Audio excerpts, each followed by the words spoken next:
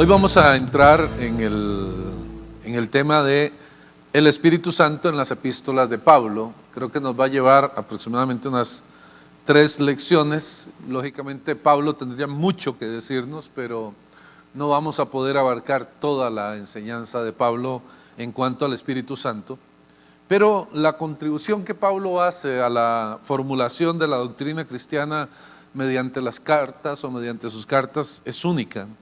Ninguna otra figura en la era apostólica o en la época apostólica expuso con tanta claridad y con tanta riqueza las implicaciones de la vida y la enseñanza de Jesucristo. Las cartas son cartas, en realidad no eran tratados teológicos. Y aún la carta a los romanos, en algunos sentidos la menos ocasional de todas, aún así es una epístola con un propósito muy claro y muy específico. Entonces no encontramos en ninguna parte como un resumen completo o un resumen sistemático de la doctrina cristiana según el pensamiento de Pablo. Aún los eruditos todavía no tienen consenso con respecto a cuál es el concepto principal del pensamiento de Pablo. A partir de la Reforma se pensaba que la doctrina de la justificación por fe era el concepto central de Pablo, y Pablo lo habla muy bien. Más recientemente se han hecho otras sugerencias. Un escritor, James Stewart, dice: se encuentra en la frase "en Cristo" la clave de la teología paulina, y sugiere que el concepto central de la misma es la idea de la unión con Cristo. Es cierto, cuando uno lee a Pablo y lee las cartas paulinas, se da cuenta que Pablo es enfático en que las cosas son en Cristo, por Cristo y para Cristo. Y esto es enfático en Pablo. Sin embargo, hay otros que enfatizan un aspecto más escatológico en la enseñanza y sugieren que el concepto clave es el nuevo concepto de la eternidad que a partir de la encarnación está presente en la historia. En este caso el énfasis está en la venida del Espíritu Santo y los poderes que actúan con la presencia del Espíritu Santo en cada uno de nosotros. Sea como sea, llama poderosamente la atención el lugar que el apóstol Pablo le da al Espíritu Santo en sus escritos. De hecho, el Espíritu Santo es mencionado en todas las cartas de Pablo, a excepción de Filemón. Efectivamente, la cantidad de pasajes que el apóstol hace referencia al Espíritu es tan numerosa que, les decía, es imposible que pudiéramos estudiar todos los pasajes en donde Pablo habla acerca del Espíritu. Hay 143 empleos de la palabra neuma, que se traduce como espíritu, en los escritos de Pablo, y de esos 146, 117 están en las cartas mayores como Romanos, como Efesios, como Corintios. Y la riqueza del apóstol Pablo en cuanto al pensamiento del Espíritu Santo hace que de todo el Nuevo Testamento las epístolas de Pablo sean las que más referencia se hace y sean las más elocuentes en cuanto a enseñarnos algunas de las más grandes verdades acerca del Espíritu Santo. Y entonces Pablo tiene una revelación especial, una revelación única, se podría decir, con respecto al Espíritu Santo. Y cabe destacar que mientras que el libro de los Hechos cuenta las poderosas experiencias del Espíritu sin convertirlas en un objeto de enseñanza, Pablo y también Juan nos comunica una profunda enseñanza sobre el Espíritu Santo. Es decir, que ahora que caminemos sobre la enseñanza de Pablo en cuanto al Espíritu, nos vamos a dar cuenta de que Pablo nos da un panorama realmente grande y sustancioso de la persona del Espíritu Santo. El lugar del Espíritu Santo en las cartas paulinas es lo primero que vamos a ver. El Espíritu Santo ocupa un lugar central en los escritos de Pablo y en consecuencia juega un papel fundamental en toda la doctrina paulina. Según Pablo, las promesas divinas relativas a la dación del Espíritu que se encuentran en el Antiguo Testamento encuentran su cumplimiento completo, pleno, en la experiencia de los seguidores de Cristo en la iglesia. Es decir, Pablo nos habla o nos enseña de que todo lo que en el Antiguo Testamento se enseñó acerca del Espíritu se cumple en la iglesia, y esta es parte de la enseñanza que hace el apóstol Pablo. Pablo expresa esta convicción de muchas maneras y afirma explícitamente que el Espíritu ha sido dado a los creyentes que confiesan a Cristo como su Señor, Y entonces al hacerlo, él intenta describir la realidad de la experiencia espiritual que tiene cada persona que, abriendo su corazón a Jesucristo, permitió que el Espíritu Santo entrara en su corazón. Para Pablo es fundamental entender que el Espíritu mora, vive en la vida de aquellos verdaderos creyentes que de verdad abrieron su corazón a Jesucristo. Y esto lleva a Pablo a admitir que hay muchas cuestiones relacionadas con el Espíritu que, siendo parte del misterio del Evangelio cristiano, es algo que tiene una magnitud muy amplia y un alcance muy amplio. Es decir, lo que uno entiende cuando lee a Pablo, cuando estudia a Pablo con el tema del Espíritu, es que es poco realmente lo que nosotros conocemos, es poco lo que realmente sabemos con respecto al Espíritu, y aún con un pensamiento tan claro como el de Pablo, creo que nos quedamos cortos en entender toda la función y toda la acción del Espíritu Santo en la vida. Entonces, una de las cosas que hace Pablo es que él parece dar por sentado que los oyentes, que la gente que está recibiendo la carta, que está exponiéndose a la carta, saben por experiencia lo que él está hablando acerca del Espíritu. Él da por sentado que la gente lo sabe, que quien está leyendo la carta entiende correctamente todo lo que él habla acerca del Espíritu. Y él mismo lo afirma, por ejemplo, en 1 Corintios 2:14, Pablo dice que las cosas del Espíritu se han de discernir espiritualmente. O sea que nadie que no tenga el Espíritu puede entender el tema del Espíritu. Solamente cuando el Espíritu está en la persona puede entender lo espiritual. Y Pablo describe la profundidad de la experiencia personal y la experiencia colectiva del Espíritu en términos muy amplios, explicando quizás el carácter de la iglesia, y creo que es una de las primeras enseñanzas, el carácter de la iglesia como el cuerpo de Cristo. Pablo insiste en Romanos, insiste en Corintios, insiste en Efesios, de que la iglesia es un cuerpo. Y es enfático en esto. 1 Corintios 12:12 dice Pablo: de hecho, aunque el cuerpo es uno solo, tiene muchos miembros, y todos los miembros, no obstante ser muchos, forman un solo cuerpo. Así sucede con Cristo. Ese es el verso 12. Y en el verso 13 agrega: todos fuimos bautizados por un solo espíritu para constituir un solo cuerpo, ya seamos judíos o gentiles, esclavos o libres, y a todos se nos dio a beber de un mismo espíritu. Y aquí hay algo interesante, es este término final que usa Pablo. Parece que Pablo está hablando acerca de la recepción del único Espíritu de Dios por parte de los creyentes, que resulta en la realidad de un solo cuerpo, es decir, una sola unidad orgánica. Y era lo que hablaba la semana pasada un poco. Nosotros al tener al Espíritu Santo en nuestra vida, en nuestro corazón, formamos un todo que se le llama el cuerpo de Cristo. Somos parte del cuerpo de Cristo, y cada uno de nosotros tiene una función que Él asignó, como Pablo mismo lo dice, y Pablo dice que fue el Espíritu Santo quien decidió qué función cumple cada uno de nosotros. Entonces, el punto es que el carácter único del cuerpo, la iglesia, es el resultado del carácter único del Espíritu que ha sido recibido por aquellas personas que aceptaron en su corazón al Señor. Y entonces Pablo concibe al Espíritu como un elemento en el que los creyentes han sido bautizados. Y así como literalmente fueron bautizados en agua, del mismo modo, metafóricamente, Pablo dice que fueron bautizados en el Espíritu. En otras palabras, el participar en el único Espíritu unifica a los creyentes en el único cuerpo, es decir, en el milagro de ser el cuerpo de Cristo, de ser la iglesia. Porque esto realmente es un milagro. Personas de tantas formas, de tantos estratos sociales, de tantas naciones, de todo tipo de forma, pueden venir y ser uno en Cristo. Por eso ya no hay diferencia, dice Pablo, ni entre judío y griego, entre esclavo y libre, entre hombre y mujer, porque ahora todos somos uno. Entonces, en ese mismo versículo 13, en ese lenguaje metafórico de Pablo, Pablo dice: a todos se nos dio a beber de un mismo espíritu. Y esta nueva imagen sirve para suplantar la idea previa de ser bautizado en el Espíritu para llegar a ser un solo cuerpo. Beber del Espíritu tiene como fin comunicar dos ideas. Por un lado, que el Espíritu está dentro del creyente, beber del Espíritu.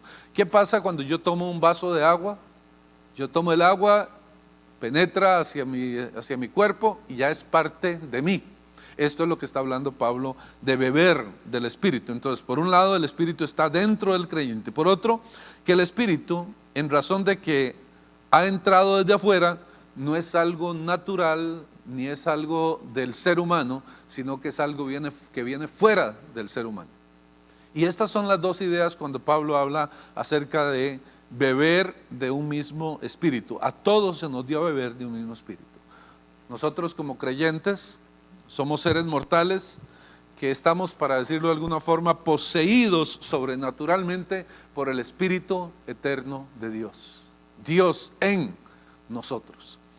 Weller Robinson decía, el creciente reconocimiento de que la doctrina del Espíritu Santo es central en el pensamiento cristiano de Pablo, más bien que la doctrina rabínica de la justificación, señala un gran avance en la interpretación de su evangelio. Cualquier otro concepto suyo está bautizado en esto.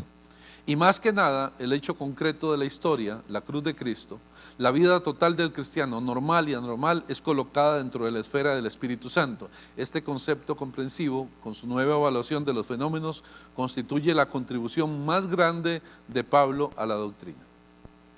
Ahora, hablemos acerca de las ideas de Pablo, las ideas paulinas sobre el Espíritu Santo. Pablo constituye tres ideas fundamentales en nuestra comprensión del Espíritu Santo. No vamos a ver las tres hoy, porque hay muchas ramificaciones. Hoy vamos a ver quizás una o dos. Y la primera de estas tres ideas fundamentales de Pablo en cuanto al Espíritu Santo es que Pablo relaciona directamente al Espíritu Santo con Jesucristo. En algunos pasajes el apóstol se refiere a Cristo, al Cristo resucitado y al Espíritu Santo de tal manera que parece que los términos fueran casi intercambiables. Es decir, que cuando habla del Espíritu Santo o habla del Cristo resucitado, pareciera que no hay diferencia en lo que está hablando, y usted y yo sabemos que no lo hay. Pero en algunas partes, dependiendo de quién hable acerca del Espíritu, podría darse que alguien crea que el Espíritu Santo es un ente separado de Jesucristo, y no lo es. Pero hay quienes lo piensan. La semana pasada, después del estudio, una persona se me acercó y me dijo: pastor, hay algo que todavía no entiendo. Entonces, el Espíritu Santo es una cosa, Jesucristo es otra y Dios es otra. Y esta es, como siempre, esa idea de que nosotros queremos separar a la Trinidad, pero que no podemos separar a la Trinidad. O sea, es una sola. Aunque cada una tiene su personalidad, cada una tiene su forma, pero es una sola. Bien, entonces Pablo relaciona al Espíritu Santo con Jesucristo. Dice Romanos capítulo 8, búsquelo ahí en su Biblia, Romanos 8, 9 al 11. Dice: sin embargo, ustedes no viven según la naturaleza pecaminosa, sino según el Espíritu, si es que el Espíritu de Dios vive en ustedes. Y agrega: si alguno no tiene el Espíritu de Cristo, no es de Cristo. Pero si Cristo está en ustedes, el cuerpo está muerto a causa del pecado, pero el Espíritu que está en ustedes es vida a causa de la justicia. Y si el Espíritu de aquel que levantó a Jesús de entre los muertos vive en ustedes, el mismo que levantó a Cristo de entre los muertos también dará vida a sus cuerpos mortales por medio de su Espíritu que vive en ustedes. ¿Se da cuenta la cantidad de veces que Pablo enfatiza el hecho de que hay dos cosas que son fundamentales allí en lo que Pablo está diciendo? Pablo dice que ustedes no viven según la naturaleza pecaminosa, sino según el Espíritu, si es que el Espíritu vive en ustedes. O sea que el oyente de Pablo o el lector de Pablo tendrá que decidir si el Espíritu realmente vive en ellos. Y de aquí se levanta una pregunta: exactamente de qué manera el Espíritu Santo mora en la vida de cada creyente. ¿De qué manera? Y es interesante notar que Pablo jamás explica esto en detalle. Da la impresión de que para él vivir en el Espíritu, tener el Espíritu viviendo en uno mismo, es tener al Espíritu de Cristo en nosotros. Y esto es lo que enfatiza Pablo allí. Al menos esto es lo que parece evidente a la luz de la frase que acompaña esa primera afirmación. Si alguno no tiene el Espíritu de Cristo, no es de Cristo. Pareciera un poco complicado todas las veces que Pablo lo pone, pero realmente es muy sencillo. Si alguno no tiene el Espíritu de Cristo, no es de Cristo. Entonces la frase Espíritu de Cristo es decir, que sea una persona que pertenezca a Cristo. ¿Y quién es una persona que pertenece a Cristo? Aquel que le abrió su corazón a Jesucristo. Aquel que un día toma la decisión de dejar el trono de su corazón para que more y para que se siente en el trono del corazón Jesucristo y que sea Él el que vive. Entonces, está hablando del Espíritu. Pero note que Pablo hace la transferencia de Jesucristo y el Espíritu. Cuando el Espíritu Santo vive dentro de nosotros, quiere decir que Jesucristo vive dentro de nosotros. Y entonces, el Espíritu que viene o que proviene de Cristo. Ahora, más allá de cuál sea el significado exacto de la frase desde el punto de vista gramatical, parece claro que la intención de Pablo no es marcar una distinción entre Cristo y el Espíritu, sino más bien afirmar la relación inquebrantable que existe entre Cristo y el Espíritu. Y Pablo representa o nos enseña detalles acerca de la personalidad del Espíritu Santo. Para él el Espíritu no es una simple fuerza o una energía un tanto difusa, es Jesucristo mismo. Dice Romanos capítulo 5, verso 5, y esta esperanza no nos defrauda, porque Dios ha derramado su amor en nuestro corazón por el Espíritu Santo que nos ha dado. Ve, si unimos este pasaje con lo que leímos anteriormente, ahora Pablo pone al tercer elemento de la Trinidad también. Y esta es la esperanza, y esta esperanza no defrauda. Porque ¿quién derramó su amor en nuestro corazón? Dios.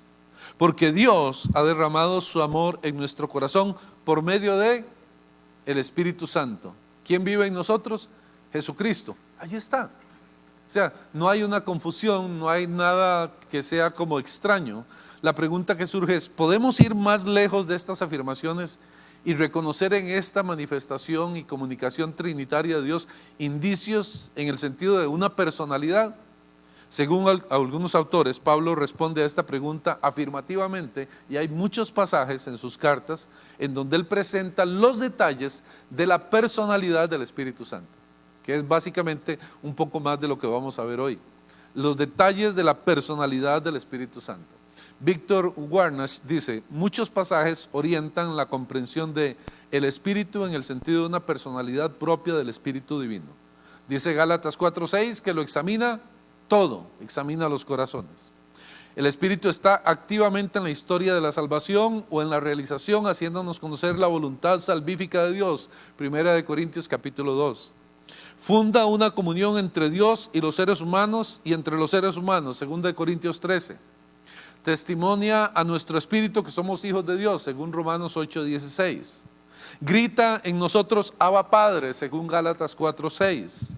Interviene ante Dios a favor nuestro, de acuerdo a Romanos 8:26. Y estas son experiencias que no pueden ser entendidas en un sentido simbólico. Se da cuenta, el Espíritu tiene su personalidad y actúa su personalidad en cada uno de nosotros. Incluso en 1 Corintios 12:11 Pablo presenta al Espíritu distribuyendo los dones de la gracia según Él lo determina, dice Pablo. O sea que según el Espíritu determina, Él pone dones en cada uno de nosotros, según Él determina. O sea que Él tiene la potestad de decidir cuáles son los dones, cuáles son los talentos que cada uno de nosotros tendrá. Y esta es una potestad del Espíritu. Dios está presente en el Espíritu como el Hijo porque es Dios mismo, 1 Corintios 3:16. Como Espíritu que procede de Dios, 1 Corintios 2:12, para darnos dones, Romanos 5:5, pero no como una cosa, sino como alguien que da, porque Dios se entrega a sí mismo en el Espíritu, 1 Tesalonicenses 4:8. Y hay infinidad de pasajes que podríamos seguir citando donde Pablo está enseñando todas las acciones del Espíritu. Y Pablo enfatiza el carácter ético de la persona y la obra del Espíritu Santo. Son varios pasajes también que pueden citarse para ilustrar este énfasis. Primera de Corintios capítulo 2, verso 12 es uno de los más elocuentes, que dice, nosotros no hemos recibido el espíritu del mundo, sino el espíritu que procede de Dios, para que entendamos lo que por su gracia Él nos ha concedido. Note que aquí, en ese pasaje, Pablo marca una clara diferencia de la cosmovisión y la mentalidad ética entre los creyentes que han recibido el espíritu que procede de Dios y quienes no lo han recibido. Muchos eruditos se han preguntado qué tenía en mente Pablo al mencionar el espíritu del mundo, porque hace una comparación o contrarresta el espíritu del mundo con el espíritu que procede de Dios. Y algunos autores dicen que cuando Pablo habla del espíritu del mundo se refiere al espíritu de Satanás. En ese sentido se toma la palabra cosmos como indicando un sistema de maldad, un sistema malo, bien organizado con sus propios principios y sus propias leyes. No podemos negar que hay todo un mundo espiritual en medio de nosotros. Es decir, hay una batalla espiritual en medio de nosotros que no la podemos ver, pero que está. Y la vivimos en nuestra propia carne. Pablo mismo en Romanos capítulo 7, Pablo dice, miserable de mí, que queriendo hacer lo bueno, termino haciendo lo que no es bueno. Porque en mí está hacer el bien, dice Pablo, pero hay otra ley que se mueve en mis miembros. La ley justamente del pecado. Y esto es algo con lo cual tenemos que vivir. Entonces, hay algunos autores que dicen que cuando él habla del espíritu del mundo se refiere a esta influencia satánica. Es toda una estructura de maldad que opera en oposición a la voluntad amorosa de Dios. Y Pablo lo menciona en varios pasajes. Pero es probable que esto vaya un poco más allá de lo que el pasaje nos dice y que pueda tener como un sentido más amplio, no solamente la influencia satánica, sino algo que tiene que ver con nuestra propia naturaleza, como les decía de Romanos 7, que tiene que ver con esa naturaleza que está en nosotros, que aunque queramos seguir al espíritu, de pronto nos sale el otro espíritu. Decía un jefe de una tribu, estaba hablando con su nieto y entonces le estaba explicando y le dijo, hay dos animales feroces que luchan dentro de nosotros. Uno es un animal malo, con pela los dientes, oscuro, tenebroso, y el otro es un animal bueno, pasivo, tranquilo, amoroso, pero los dos habitan dentro de nosotros. Y el niño le dijo, abuelo, ¿y cuál de los dos ganará la batalla? Y él dijo, ganará la batalla al que alimentes más. Y esto es lo que pasa en medio de nosotros. Si alimentamos la parte mala, ganará la batalla la parte mala. Si alimentamos la parte buena, esa será quien ganará la batalla. Y ahí está la responsabilidad de cada uno de nosotros y el mantenernos constantemente buscando la voluntad de Dios, la presencia de Dios, la acción del Espíritu Santo en nuestra vida. Porque la verdad es que vivimos en un mundo rodeado de un mundo, en un cosmos, como decía Pablo, en donde la maldad que impera alrededor de nosotros está esperando que nosotros nos descuidemos en un momento para que seamos parte de lo que está sucediendo. Yo salgo temprano de mi casa, me monto en el carro, voy tranquilo, voy escuchando música, voy hablando con el Señor, pero de pronto llego a una esquina y un incircunciso se tira enfrente y casi me choca el carro, y ahí empieza a salir la otra parte, ahí empiezo a pelar los dientes, y si no me controlo, termino mal, porque siempre está esa naturaleza en nosotros. Ahora, tampoco se puede sostener que la sabiduría humana o la sabiduría de este mundo son necesariamente satánicas. Lo que Pablo afirma es que esta sabiduría es humana y no divina. Y tenemos que entender, porque algunas personas en el pasado se tomaron de pasajes como este para decir que usted no tiene por qué mezclar nada que sea humano y usted todo tiene que verlo desde el punto de vista divino. Pero la sabiduría que proviene de Dios es una sabiduría que nos ayuda a hacer cosas correctas. Pero hay una sabiduría buena y también hay una sabiduría mala. Pareciera extraño que haya sabiduría mala, Pero hay gente que usted la conoce, que son muy sabios y no son buenos. ¿Por qué? Porque la sabiduría humana es una contraposición de la sabiduría divina. En otras palabras, esta sabiduría no es inherentemente mala, sino que lo es cuando está gobernada por el pecado. Una persona que se deja gobernar por el pecado, por más sabia que sea, su sabiduría no le llevará al bien. Pero una persona que se deja gobernar por el Espíritu, su sabiduría lo llevará al bien. Estoy enseñando en la radio hace bastante rato ya el libro de Primera de Reyes. Bueno, he venido enseñando casi toda la Biblia, o casi todo el Antiguo Testamento, pero estoy en el segundo libro, en el primer libro de Reyes. Y en todas las enseñanzas que estaba dando anteriormente veía la vida de Salomón. Y usted ve Salomón, cuando Dios le dice, pídeme lo que quieras, ¿qué pide? Sabiduría, para poder gobernar. Y Dios dijo, bueno, por cuanto pediste sabiduría, no solo te daré la sabiduría, sino que te daré las riquezas y te daré todo lo que tú me pidas. Pero usted lee la vida de Salomón y se da cuenta que el final de Salomón fue malo. O sea, al final Salomón hizo demasiadas cosas malas delante de Dios, aún siendo un hombre el más sabio de toda la historia. ¿Por qué? Porque no era simplemente por lo sabio que fuera, era por la influencia que tenía de afuera. Él se dejó influenciar.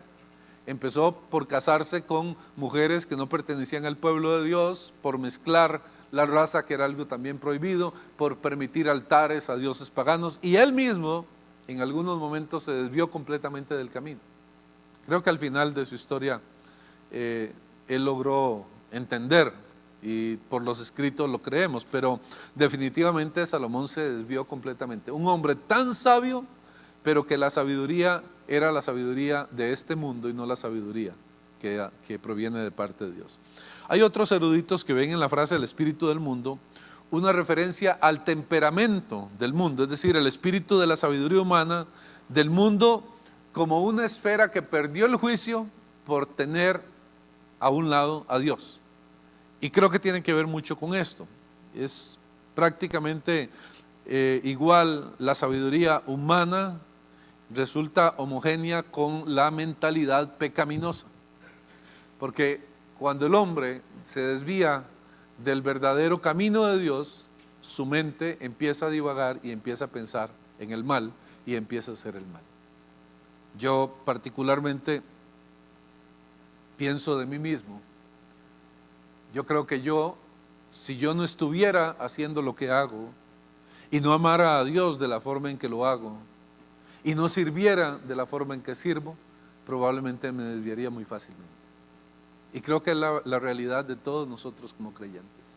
Y es andar siempre cuidándose de eso, porque siempre tenemos esa tendencia a querer desviarnos en el camino. Y tenemos que cuidarnos mucho de eso.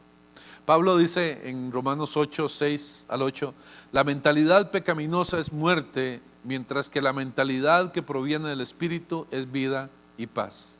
La mentalidad pecaminosa es enemiga de Dios, pues no se somete a la ley de Dios, ni es capaz de hacerlo. Los que viven según la naturaleza pecaminosa no pueden agradar a Dios. Sea como fuera, la presencia viva y poderosa del Espíritu que procede de Dios en el creyente marca una diferencia radical en su cosmovisión, en su mentalidad y aún en su ética. Nos hace ser diferentes. El Espíritu es santo y transpira esa santidad en el creyente y en la comunidad de creyentes cuando Él mora en cada uno de ellos. Precisamente lo que Dios nos ha concedido por su gracia es esa santidad que de ningún otro modo nosotros podríamos generarla. Por eso Jesús tuvo que hacer la obra en la cruz del Calvario, porque nosotros no éramos capaces. ¿Qué hacía el hombre? El hombre llegaba ante Dios en un momento determinado a presentar un sacrificio para perdón de sus pecados, pero el sacrificio era temporal. ¿Por qué? Porque saliendo de ahí volvía otra vez a lo mismo y tenía que regresar otra vez igual. Por eso Jesús vino a hacer el sacrificio único y para siempre. Porque nosotros tenemos que estar constantemente yendo a la gracia de Cristo, aferrándonos a la gracia de Cristo, porque constantemente estamos fallándole a Dios. Si no le fallamos en acciones, le fallamos en pensamientos. Si no le fallamos en pensamientos, le fallamos en actitudes. pero constantemente estamos en eso. Y es por eso que Jesús hizo un sacrificio una vez y para siempre, para que podamos acercarnos a Él, pegarnos a Él, abrir nuestro corazón a Él, para que a través de Él el Padre nos pueda ver a nosotros aceptos. Entonces el carácter ético de la persona y obra del Espíritu Santo es el fundamento de la ética del cristiano y de la comunidad de fe. Y este es un primer aporte que Pablo nos enseña acerca del Espíritu Santo. Lo segundo es que Pablo nos habla, o la segunda idea fundamental que Pablo nos da es el Espíritu Santo y el creyente directamente. Y Pablo presenta en sus cartas una serie de acciones del Espíritu Santo que tienen que ver directamente con la persona que confiesa a Cristo como Señor, es decir, con quien se ha llamado y se ha denominado creyente. Y llama la atención la gran diversidad de acciones que Pablo le atribuye al Espíritu en la vida y en la experiencia del creyente. Y veamos algunas de ellas. Romanos capítulo 5, verso 5, ya lo mencioné, si alguien lo tiene lo puede leer. Nos derrama el amor de Dios, dice Pablo. ¿Qué dice Romanos 5, 5?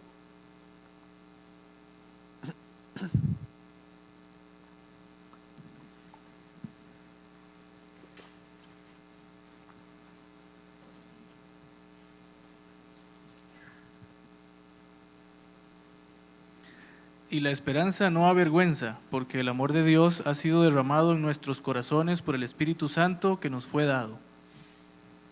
Como muchas de las expresiones paulinas, este pequeño texto tiene una riqueza asombrosa que vale la pena desgranarla un poco para entender todos los matices de lo que Pablo está hablando. Y esta esperanza no nos defrauda, porque Dios ha derramado su amor en nuestro corazón por el Espíritu Santo que nos ha dado. Según el apóstol, la razón por la cual la esperanza del creyente no nos defrauda, ¿cuál es? Que Dios derramó su amor en nuestro corazón por medio del Espíritu que nos dio. Y es de destacar en esta oración esa palabra corazón, cardiais, que dice Pablo. Pablo da a entender todo lo que el ser humano realmente es en su interior, su centro de vida, su conocimiento, su voluntad. Cuando habla de corazón se refiere a esto. Además, Pablo utiliza la expresión metafórica ha derramado. Había usado esta imagen anteriormente y ahora la vuelve a usar aquí. Ha derramado, trata de comunicar la idea de una provisión abundante, una provisión desbordante. Derramó sobre. ¿Qué pasa cuando algo se derrama? Cuando algo se derrama, cubre aquello. Lo cubre, y eso es lo que hace el Espíritu Santo con nosotros, nos cubre. La implicación es que los creyentes no poseen de manera natural el Espíritu, más bien el Espíritu viene como una persona de afuera y es derramado sobre nosotros. Ahora, es derramado sobre nosotros para cubrirnos. Esto me lleva a la imagen que tenía el salmista en el Salmo 139, cuando él decía: qué bueno y qué agradable es cuando las personas están juntas y en armonía. Y el salmista dice: es como el buen óleo, como el aceite que desciende sobre la cabeza, que es Cristo, baja por la barba es tipo del ministerio de la iglesia, y llega hasta el borde de las vestiduras, es decir, cubre absolutamente todo, desde la cabeza hasta el borde de las vestiduras, se derrama, cubre. Esto es lo que hace el Espíritu Santo con nosotros. El Espíritu Santo viene a una persona desde afuera. Dios ha derramado abundantemente su amor en el corazón de la persona en la medida que el Espíritu Santo ha sido dado a cada creyente. Y es interesante notar también aquí la frase amor de Dios, que aparece en Reina Valera o en otras versiones. Tenemos que leerla como refiriéndose al amor que pertenece a Dios. Recordemos que Dios es amor. El amor de Dios, el amor que le pertenece a Dios, ha sido derramado en nosotros.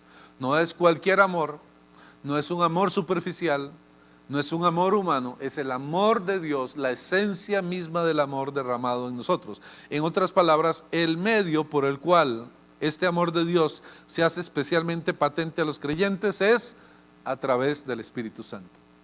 ¿Cómo podemos experimentar el amor de Dios?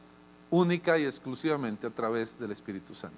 Y el Espíritu Santo es una manifestación y prueba del amor de Dios o de su intención en el propósito salvador. Dios está dispuesto a regalarnos, a darnos la salvación a través del Espíritu Santo, y Él lo hace a través de su amor. Entonces, la esperanza de una salvación escatológica que tiene el creyente en cuanto al futuro está confirmada por la presencia actual del Espíritu Santo en la vida del creyente, porque Dios ha derramado abundantemente su amor. Y tiene que ser una acción directamente de Dios por una simple razón: porque ninguno de nosotros merece en absoluto el amor de Dios. No hemos hecho ni un solo mérito para ganar, y si hiciéramos todos los méritos del mundo que podríamos hacer humanamente, tampoco estaríamos preparados para recibir el amor de Dios. El amor de Dios lo recibimos por la gracia pura, por la misericordia pura de Dios, por la gracia que derramó Jesucristo en la cruz del Calvario para nosotros, no por merecimiento humano. Yo podría hacer las mejores obras de todo el mundo, podría ser la mejor persona de toda la historia, portarme lo mejor posible, no tener un solo pensamiento pecaminoso, y aún así no soy merecedor del amor de Dios. Ha sido derramado a través de la acción del Espíritu Santo, y esto debería de comprometernos a nosotros. Debería de comprometernos. ¿Por qué? Porque a veces no le damos el valor que debería de tener ese amor que Dios nos ha dado. Es como, yo sé que la mayoría de personas somos así. Yo antier hablaba con mi mamá, mi viejita, y yo digo amarla con todo mi corazón, y de verdad la amo, pero la veo poco. Y cada vez que hablo con ella me dice: hijo, yo sé que tú estás muy ocupado, yo sé que tienes muchas cosas que hacer, pero yo la llamo y hablo con ella y la visito cuando puedo. Y antier que hablaba conmigo me decía: yo sé que tú estás muy ocupado, hijo, sé que tienes muchas cosas que hacer, yo oro por ti todos los días, pero de vez en cuando me gustaría sentarme a tomar un café contigo. Y me rompió, me golpeó de verdad. Somos tan mal agradecidos. Y creo que Dios debe vernos de la misma forma a nosotros. Porque ¿cuánto tiempo le dedicamos nosotros al Señor? Yo trabajo para Él, tanto aquí en la iglesia como en la radio. Trabajo para Él, y yo creo que todavía no le doy el tiempo suficiente que debería de darle a Él. Y creo que si queremos ser honestos, cada uno de nosotros, es la experiencia de cada uno. Lo buscamos más cuando más lo necesitamos. Pero cuando estamos bien, cuando las cosas funcionan, cuando todo está en el orden correcto, entonces a veces sí y a veces no. Bien, decía entonces, el Espíritu Santo es la prueba más grande del amor de Dios en cada uno de nosotros. Lo otro que Pablo nos dice sobre el Espíritu Santo es que nos constituye en cristianos. La presencia permanente del Espíritu Santo en nuestras vidas es lo que nos constituye realmente en cristianos. Hay 3 pasajes paulinos que son claves para la comprensión de esta verdad. Alguien que tenga Romanos capítulo 8, los versos 9 y 10, que es el primero que vamos a leer. Romanos 8, 9 y 10.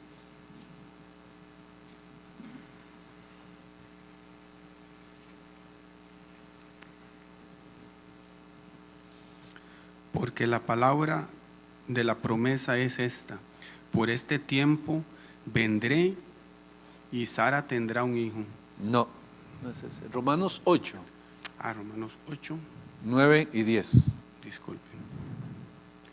Mas vosotros no vivís según la carne, sino según el Espíritu.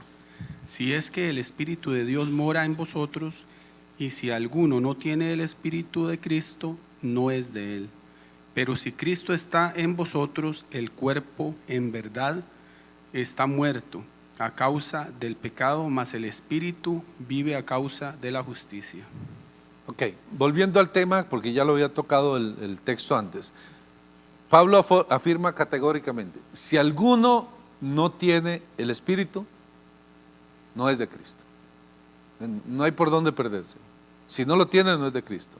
Y Pablo contrasta dos modos excluyentes de vivir. Por un lado está la opción de vivir según el Espíritu, y por otro lado está la opción de vivir según la naturaleza pecaminosa. La opción la tenemos nosotros. La actitud de vivir según el Espíritu es el resultado inmediato entonces de ser bautizado por el Espíritu. Es tenerlo morando dentro de nosotros, dentro de nuestro ser interior, dentro del corazón. O como dice Pablo, el Espíritu de Dios que vive en ustedes. Inmediatamente después de hacer esto, esta declaración, el apóstol pasa a hablar acerca del hecho de que Cristo está en alguien que es un creyente, es una persona en la cual el Espíritu vive, está dentro. No, si no tiene a Cristo dentro, si no tiene al Espíritu dentro, no es de Cristo.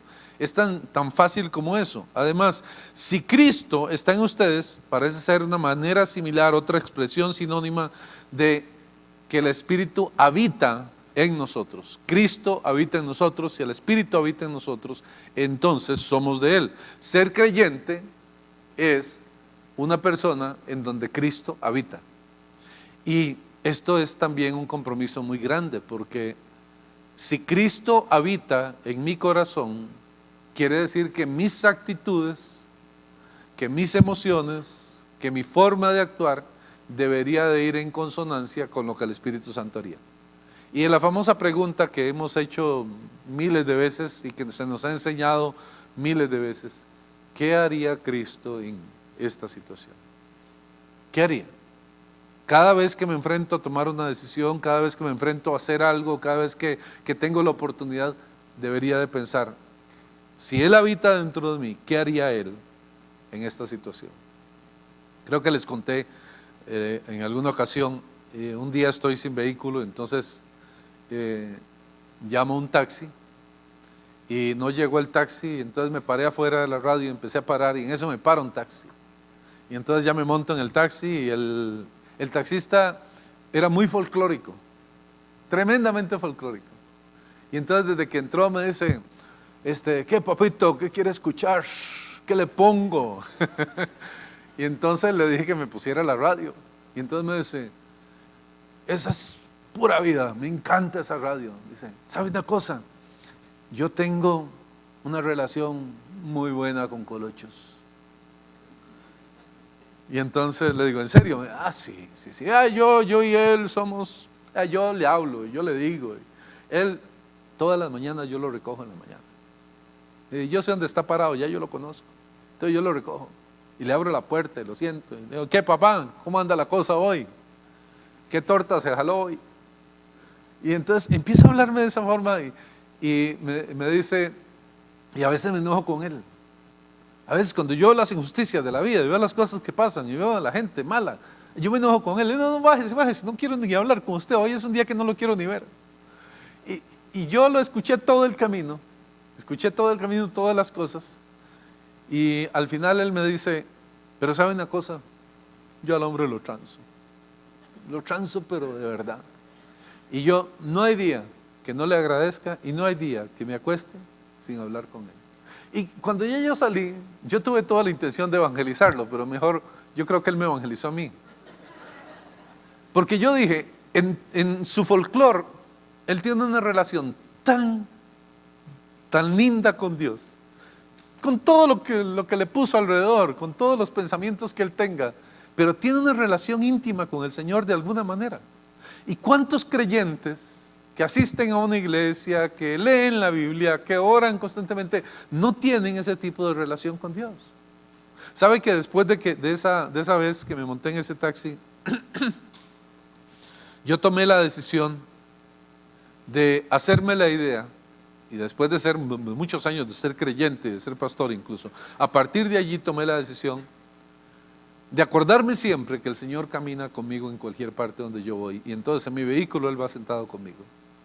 Y desde ahí, esto fue hace varios años, desde ahí, cada vez que yo me monto en mi vehículo y voy para la oficina, yo vuelvo a ver al asiento y yo creo que el asiento no está vacío. Y no hablo con él de la forma coloquial como hablaba el taxista, pero en muchas ocasiones apago la radio, no le pongo atención al ruido de afuera y voy conversando con él. Y he encontrado una riqueza en esa oración, en esa conversación. Y puedo decir sinceramente que en muchas ocasiones he recibido una respuesta en mi corazón de cosas que le comento, que le hablo. A veces es mi propia mente que me responde y creo que es el Espíritu Santo hablando. Algunas veces son factores externos, pero sé que es a través de esa comunión, de esa comunicación, que Él responde mis oraciones o me responde en ciertas acciones. Y creo que esta debería ser una práctica de todo creyente, de entender que Él está al lado nuestro en todas las circunstancias de nuestra vida y que podemos conversar con Él con ese folclore, con esa forma, con la libertad que tenemos, porque Él vive en nosotros y está con nosotros. La pregunta que cabe ahora es, ¿por qué Pablo usaría una variedad tan grande de expresiones para referirse a la realidad de esa experiencia cristiana fundamental? La respuesta no parece muy clara o explícita. Lo que sí se puede decir es que probablemente estas expresiones tan ricas indican que la relación entre el Espíritu y el creyente es en definitiva el carácter inescrutable que solo se puede conocer y entender si se vive personalmente.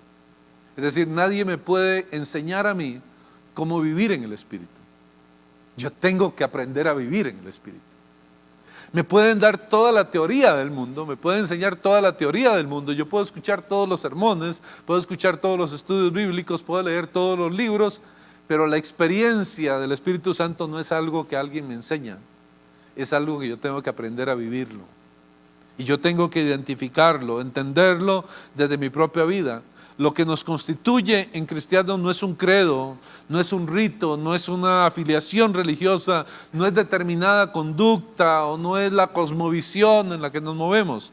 Lo que nos hace cristianos es la presencia plena y viva en lo profundo de nuestro ser interior del Espíritu de Dios.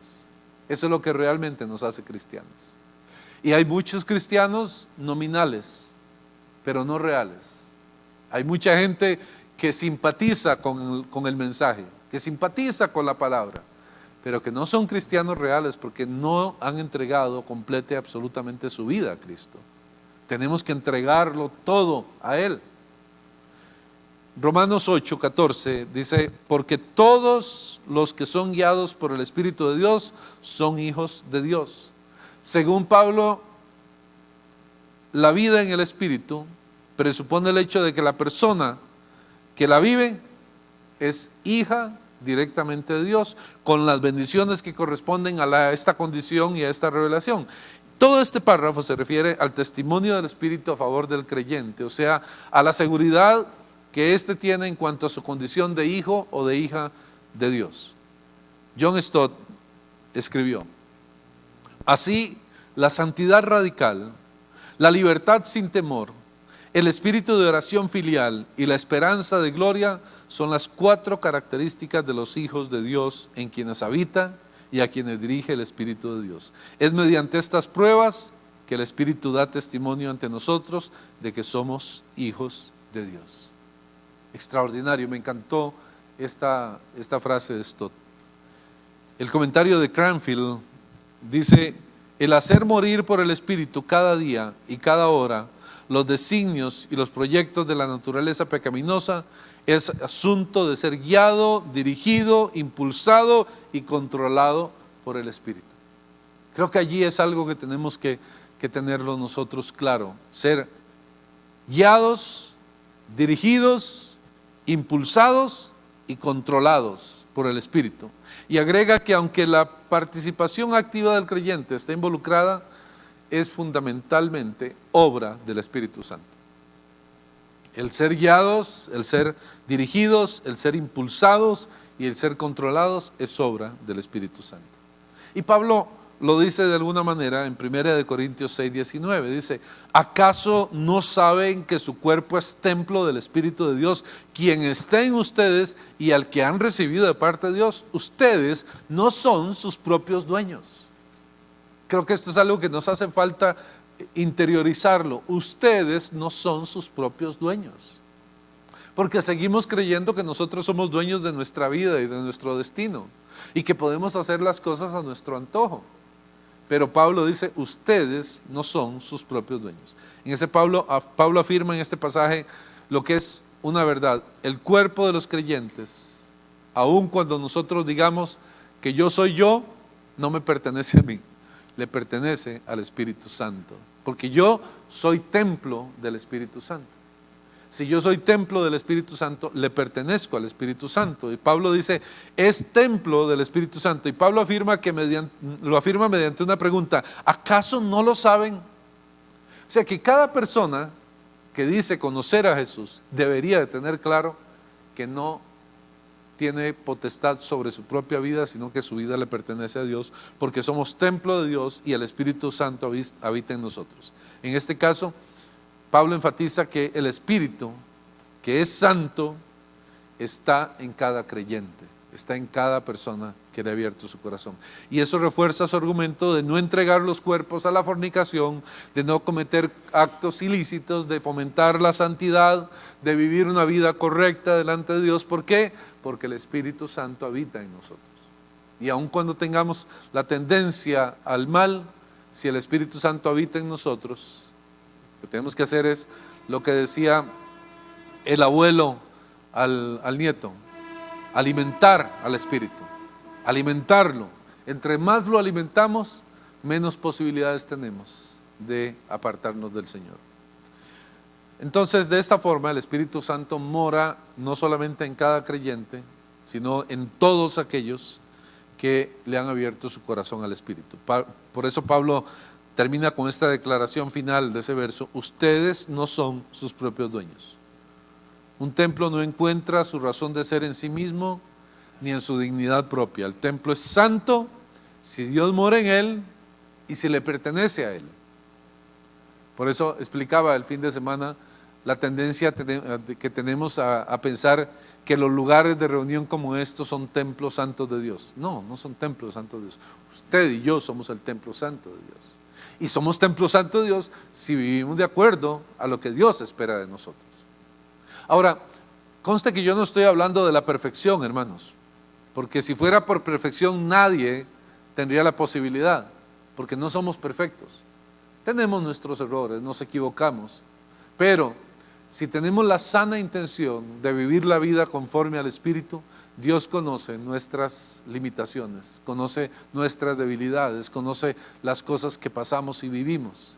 Y esto no es una excusa para pecar, ni es una licencia para pecar, jamás. Es simplemente que Dios entiende la sinceridad del corazón. Hay gente que se aprovecha de esta enseñanza para vivir la vida conforme a lo que le da la gana, y decir, bueno, pero es que Dios es amor, Dios todo lo perdona, Dios entiende que yo soy débil, Dios entiende que yo no tengo la capacidad, y ya Dios conoce el corazón. A Dios, ¿quién lo puede engañar? Yo podría aparentar ser el ser más santo de la tierra, que al Espíritu Santo de Dios no lo puedo engañar, porque Él conoce mi corazón. Y entonces esta realidad impone relaciones, impone obligaciones, y por sobre todo demanda la sujeción a la ley de Dios. Los creyentes no pueden vivir como se les da la gana, porque en sí mismos no son nada. Más bien deben abstenerse de la inmoralidad y vivir al servicio de Dios, como dice Pablo en Romanos 6:13, porque le pertenecemos a Él. El concepto de que la iglesia ha recibido al Espíritu Santo es común en Pablo, no el derramamiento del Espíritu en Pentecostés, sino el hecho de que la iglesia ha recibido el Espíritu porque el Espíritu vino a vivir dentro de nosotros. No fue solamente un acto de una vez, sino que es algo permanente, algo que está en nosotros. Y tenemos que tener esa claridad siempre para tratar de vivir esa vida que agrade a Dios, entendiendo que el Espíritu Santo está constantemente en nosotros. Ahora, y esto es lo siguiente que Pablo nos habla. Pablo nos habla de que el Espíritu nos habita interiormente. Son muchos los pasajes que enseñan la realidad de la experiencia, de la presencia de la persona del Espíritu Santo en el interior del creyente. Romanos 5, Romanos 8, 1 Corintios 12, Gálatas 4. Según Pablo, el creyente es alguien que está habitado por el Espíritu, que mora plenamente en su corazón. Y quizás de todos los pasajes, uno de los más elocuentes es Gálatas capítulo 4 y verso 6. Pablo dice, ustedes ya son hijos. Dios ha enviado a nuestros corazones el Espíritu de su Hijo que clama, Abba, Padre. Pablo está diciendo aquí a los creyentes de Galacia que Dios ha enviado a su Hijo a sus corazones. La razón por la que Dios ha hecho esto es porque son hijos. El privilegio lo tienen los hijos, no cualquier persona. La Reina Valera lo traduce por cuanto. La Biblia de las Américas pone porque. Hay otra Biblia que dice la prueba de qué. De que el Espíritu Santo ha sido enviado es que ustedes son hijos. Entonces, Dios ha enviado su Espíritu porque somos hijos. Solamente los hijos tienen la capacidad de recibir al Espíritu Santo y de que el Espíritu Santo more en ellos.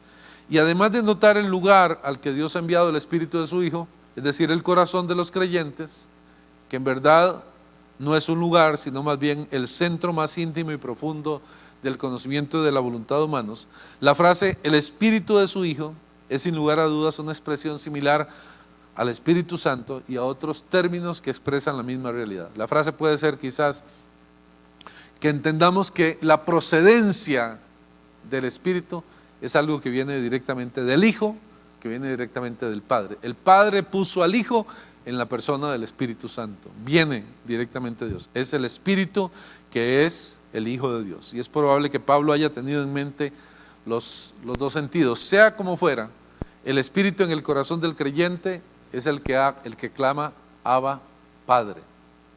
Es el Espíritu Santo en el corazón de cada uno de nosotros. Pablo está queriendo decir aquí que el Espíritu es una posesión del creyente que residiendo en el corazón, en el ser interior, testifica realmente de quiénes son los hijos. Porque la expresión Abba Padre, recordemos también, eso lo hemos escuchado en muchas enseñanzas, que es una expresión de cariño cercano, es papito, es algo cercano, algo íntimo, es esa relación que nos permite, ¿por qué? Porque el Espíritu de Dios mora en nosotros. Bien, en realidad hasta aquí vemos algunas de las implicaciones del Espíritu. Yo les prometí que iba a terminar temprano, déjenme ver, me queda un pedacito más, pero hay una tarea que quiero dejarles, pero el tema es que es un poquito larga. Si la ponía en pantallas no me iba a salir, y si la ponía tenía que ponerla en puros fragmentos.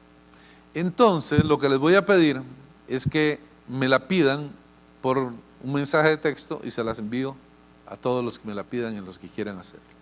Si no tienen mi número es muy fácil, 89 10 50 59.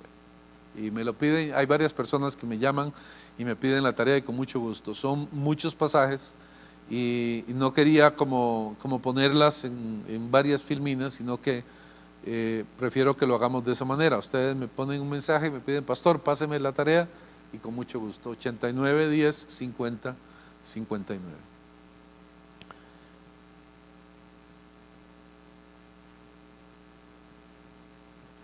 Una de las tareas es una asociación de pasajes y la otra es completar los pasajes bíblicos que correspondan a lo que Pablo nos está enseñando en esto. Dice, las cartas de Pablo presentan grandes detalles acerca del papel del Espíritu Santo en la vida del creyente individual y de la comunidad cristiana.